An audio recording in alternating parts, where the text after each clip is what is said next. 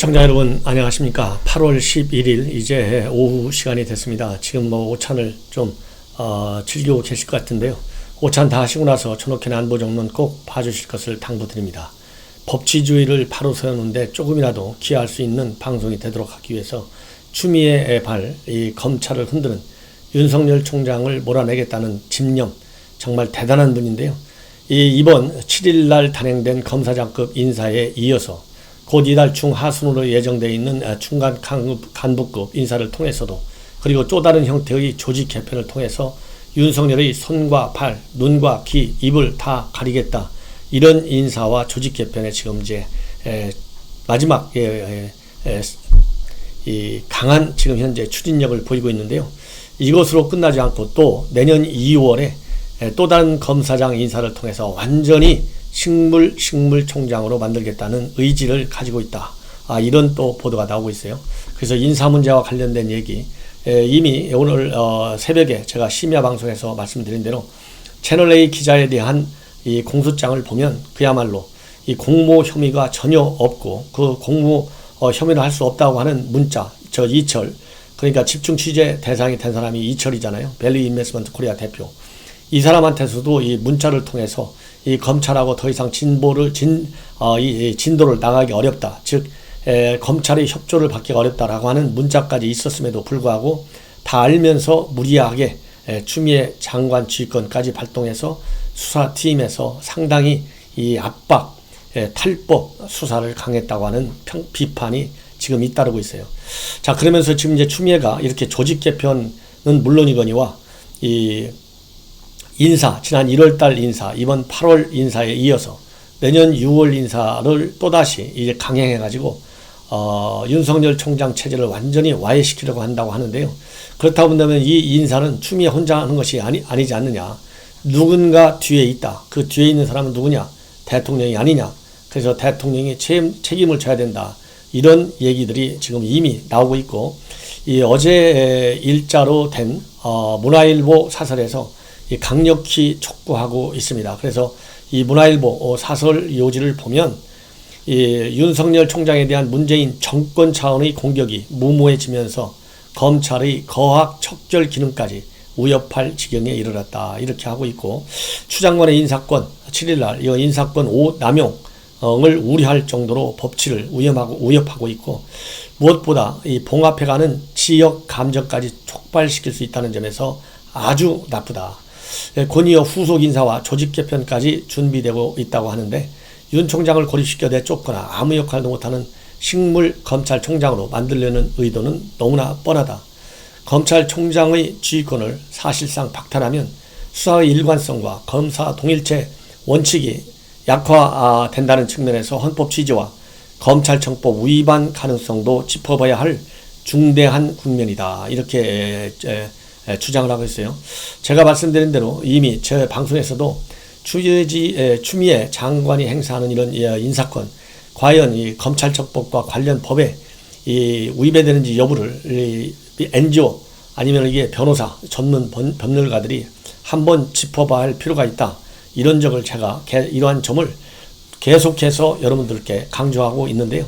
마침 문화일보 어제 사설에서 제가 얘기한 논평의 취지와 맞게 헌법 취지 그리고 검찰청법 위반 가능성 짚어봐야 할 중대한 국면이다, 이렇게 따지고 있습니다. 지적하고 있습니다. 그래서 이 검찰 안팎에서는 지금 어떤 얘기가 나오냐, 실질적 인사권을 행사하는 사람은 따로 있다는 얘기가 나돈다. 검찰청법 제34조가 검사의 임명과 보직은 법무부 장관의 제청으로 대통령이 한다고 규정되어 있어서 대통령 승인 없이는 불가능하다. 당연히 문재인 대통령이 책임져야 한다. 문 대통령은 지난해 7월 윤 총장에게 임명장을 주면서 청와대든 정부든 집권 여당이든 만에 하나 권력형 비리가 있다면 정말 엄정한 자세로 임해주길 바란다. 그렇게 해야만 검찰의 정치적 중립에 대해 국민이 체감하게 되고 권력형 부패도 막을 수 있는 길이라고 강조했다. 이에 따라서 윤 총장은 조국 비리, 울산시장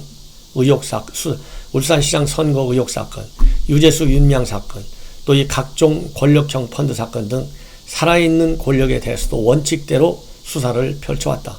그런데 돌아온 것은 두 차례에 걸친 검찰 인사 폭거로 수사팀은 모조리 좌천 해체되고 이를 방해하는 이들이 승승장구했다.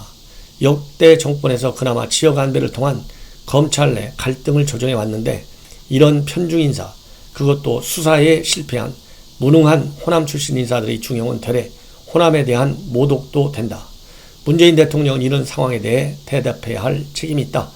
이렇게 결론을 내리고 있는데요. 문재인 대통령 얘기 안 하죠. 그래서 얘기한들 제대로 상황 파악을 얘기하겠습니까? 어제 월요일날 수보회의에서 문 대통령의 부동산 문제의 실상에 대한 인식을 보십시오. 지금 아파트값, 부동산 문제 다 해결되고 안정되고 있다고 하잖아요. 이런 시각을 가진 대통령인데 과연 이러한 그런 현실을 전혀 이해하지 못하는 대통령이 검찰 인사의 현실은 그리고 검찰 조직 개편의 현 상황을 과연 어느 정도나 알고 있을까? 저는 잘 모르고 있다. 엉뚱한데 정반대로 사실을 인식해서 또 엉뚱한 지시를 내리면 오히려 더 문제가 커진다. 이런 말씀을 드리지 않을 수 없고 이 국회에서 비록 숫자는 작지만 미래통합당이 이 앞으로의 의정 활동에서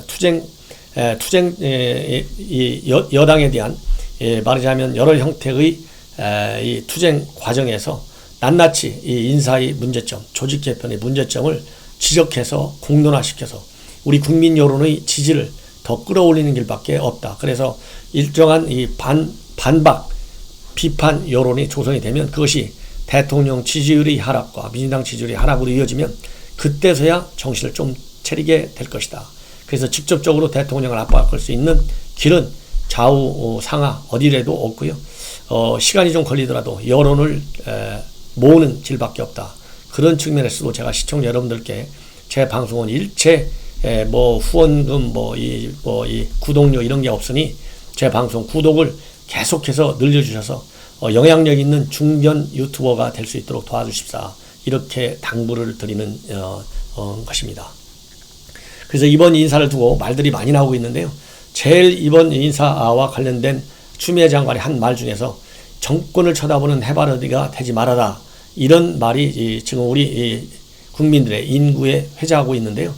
이 정권 쳐다보는 해바라기가 되지 말라는 이런 얘기와 관련해서 이 진중권 교수는 본인의 페이스북에서 뭐라고 얘기했냐. 이 얘기는 결국은 이 현 정권의 이 해바라기가 되라. 이런 말로 보인다. 이 말을 정권의 해바라기가 되지 말라. 이런 말을 곧대로 듣는다면 나중에 윤석열과 한동훈 격이 된다. 이렇게 비판하고 있습니다. 그래서 이제는 현 정권을 쳐다보는 해바라기가 돼야 된다. 이런 말씀인 것은 검사 여러분들이 잘 알지 않느냐. 이렇게 지금 비판하고 있습니다. 그리고 이 채널A 수사와 관련해서 진중권 씨는 또 이렇게 하고 있어요. 이동재 공소장을 보니까 정말로 이게 이제 공모한 혐의가 전혀 없다는 것은 충분히 알고 또 이철 측에서도 이미 다 알고 있다. 이름에도 불구하고 중앙지검에서 수사를 강행한 것인데 이러한 수사 강행이야말로 유시민이가 얘기했던 인디언식 기우제 수사다. 이렇게 지금 평가를 하고 있어요.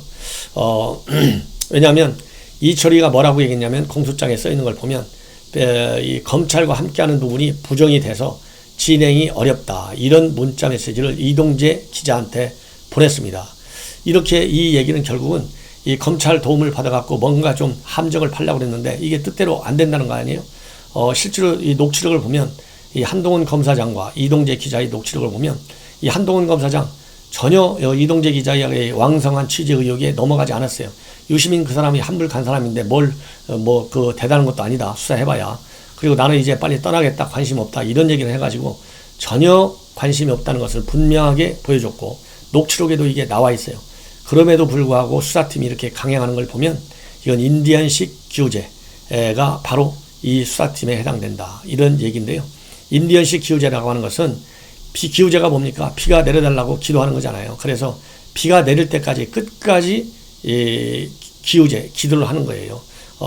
그래서 이번 수사도 공모 혐의를 밝혀낼 수 있을 때까지 끝까지 수사하겠다. 이런 것으로 빗대어서 진중권 씨가 얘기하고 있다. 이 인디언식 기우제는 유시민 이사장이 법무부에 조국 및 조국 전 장관 가족에 대한 수사를 이 인디언식 기우제에 비교해서 이 조국의 범법행위가 드러날 때까지 끝까지 수사를 이어가는 행태를 비판한 것이 바로 인디언식 기우제입니다. 자, 다음에는요. 추미애 지금 인사 앞에서 말씀드린 대로 이미 1월 말에 한 번 했죠. 8월 초 엊그제 7일 날 한 번 했죠. 그리고 이달 중순에는 중간 간부급 인사를 하죠. 그런데 더 중요한 것은 지금 이미 이번 7일 날 인사할 때 총 11개 자리가 비어 있었는데요. 그 중에서 6곳만 채웠어요. 그래서 이제 5곳을 이제 인사를 안 했는데 여러분들 아시다시피 문찬석 광주지검장이 사표를 내가지고 결국은 6곳이 공석이 되어 있습니다. 그래서 이 6곳 공석을 만들어 놓은 이유는 거의 6개월마다 한 번씩 소나기 퍼붓듯이 이 인사를 해가지고 결국은 이 고위 검사들로 하여금 충성 경제를 치열하게 유발시키려고 있다. 이런 의도에서 이 6개 공석을 만들어가지고 결국은 추미애가 이번에도 인사원칙 맨 첫 번이 뭡니까? 검찰 개혁을 잘할 수 있는 검사를 발탁하는 인사를 하겠다. 그렇게 했잖아요. 그래서 이렇게 막강한 인사권을 통해서 검찰 개혁이라고 하는 그럴듯한 명분을 앞세워가지고 사실상 검찰 길들이기 그리고 현 문재인 정권에 대한 해바라기성 수사를 하라는 그러한 취지에서 지금 이렇게 비워져 6곳이 결국은 비게 됐고 그런 식의 인사를 1차, 2차 했던 것과 마찬가지로 내년 2월에 다시 할 가능성이 크다. 이런 전망들이 나오고 있어요. 다만 이 과정에서 내년 2월까지 기다리지 않고 우선 원포인트 인사가 이루어질 것이다 라고 하는 전망도 나오고 있습니다. 그 자리가 바로 어떤 자리냐면 현재 대검 인권부장 자리가 비어 있는데요. 이 대검 인권부장 자리가 비어 있는 것은 검찰에서는 뭐 이 국정원이라든가 청와대라든가 여기저기 파견되어 있는 기관이 많아요. 그러다 보니까 다른 기관에 파견되어 있는 이 고위 검사가 대검으로 올라오면 일정한 기간이 있거든요. 그러니까 이 인사 시점이 그 파견된 기관의 인사 시점하고 검찰의 인사 시점이 안 맞기 때문에 이번 발령에서 빠졌다는 그런 얘기가 나오고 있습니다. 그래서 이번에 26기 차장급 검사 중에서 검사장으로 승지 못한 인물이 대검 인권부장으로 곧 발령을 날 것이다. 그래서 이 원포인트 인사를 또 한 번 할 것이다. 이런 전망이 나오고 있는데요. 이거와 관련해서 또 이 법무부에서는 뭐라고 그럴듯하게 해명을 하고 있냐면 향후 수사권 계획에 따른 형사사법 시스템의 변화로 대검 인권부의 기능이 효율적으로 개편될 가능성을 염두에 둔 것이다. 이렇게 말은 그렇게 하고 있어요. 그러나 어쨌든지 간에 이번 인사 그리고 이렇게 자주 6개월마다 6, 7개씩 계속 릴레이 인사를 함으로써 이 거학 차원의 수사는 사실상 불가능하다. 왜냐하면 이 검사장급임은 사실상 수사를 일선에서 지휘하는 최고 책임자잖아요. 그러니까 이렇게 높은 이 검사장 자리가 6개월마다 계속 바뀌니 무슨 제대로 된 기획 수사를 할 것이며 현재 진행되고 있는 중요한 정권의 실세와 관련된 인사를 할 것이냐. 이 얘기는 결국은 정권 관련 수사도 눈치를 볼 수밖에 없는 그러한 분위기로 몰고 가고 있다. 그래서 수사의 성패가 아닌 수사 결과가 현 정권의 입맛에 맞는지를 보고 인사 기준으로 삼겠다고 하는 계산이 아니냐. 이런 경우는 정말 안 된다. 이건 곤란하다. 이런 지금 법조계의 비판이 계속해서 나오고 있습니다. 더군다나 지금 현재 허인회 전 녹색드림 협동조합 이사장이 국회의원들의 로비를 통해서 도청 방지장치 납품 이 청탁 혐의로 해서 구속되어 있는데요. 이 수사가 지금 어디로 뛸지 상당히 우려스럽다고 합니다. 왜냐하면 이 사람은 열린우리당 때부터 청년국장을 지내는 동 현 여당과 매우 밀접한 관계를 가지고 있기 때문에 이것도 제대로만 수사하면 이 정치권에 상당한 파장을 일으킬 수 있는 그러한 사건인데 과연 이러한 수사가 제대로 될 것이냐 어렵다. 이런 얘기가 지금 나오고 있어요. 그 다음에 또 하나는요. 대법원 인사와 관련해서 이제 또 말씀을 드리겠습니다. 지금 검찰 인사, 대법원 인사 정말 큰일 났습니다. 왜냐하면 대법원의 경우에 대법원장을 뺀 대법관이 13명인데요. 13명 중에 결국은 문재인 대통령이 11명을 임명하게 되고 그 중에 8명을 현재 이 김명수 대법원장이 임명을 제청하게 돼요. 그리고 이 대법원장은 내년에 또 2명의 대법관을 또 더 제청하게 되어 있어요. 그래서 총 14명 중 무려 문재인 대통령이 13명이나 임명하게 되는 그러한 사상 초유의 일이 벌어지고 있다. 자, 그런데 문제가 뭐냐? 바로 이번에 권순일 대법관이 고만을 두면서 새롭게 대통령한테 임명된 사람이 누구냐면 이흥구 판사입니다. 근데 이흥구 판사는 이미 잘 아시다시피 여러분들 국보법 사범이에요. 국보법 사범으로서 최초로 사법시험에 합격한 판사 출신입니다. 사실상 부울경 지역에서 향판으로 쭉 활동해 오고 있는데 김명수 대법원장하고 똑같이 우리법 연구회 소속으로 활동을 같이 해왔어요.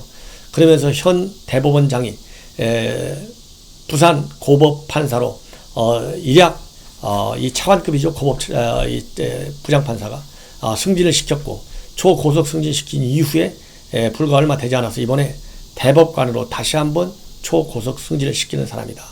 그래서 이영구 이 대법관 사실상 된 거나 마찬가지예요. 대법원장이 제청하는데 대통령이 거부하겠습니까? 당연히 안 하죠. 그러다 보니까 이렇게 단순하게 이 국보법 위반자라서 문제가 되는 것이 아니고 이 대법원 이 판사 이분이 판결한 사건이 여러 개 있을 거 아니에요. 그런데 본인 대법원은 이 후보자의 주 판결 중 하나로 재심 사건을 내세우고 있는데 이 재심 사건이 뭐냐?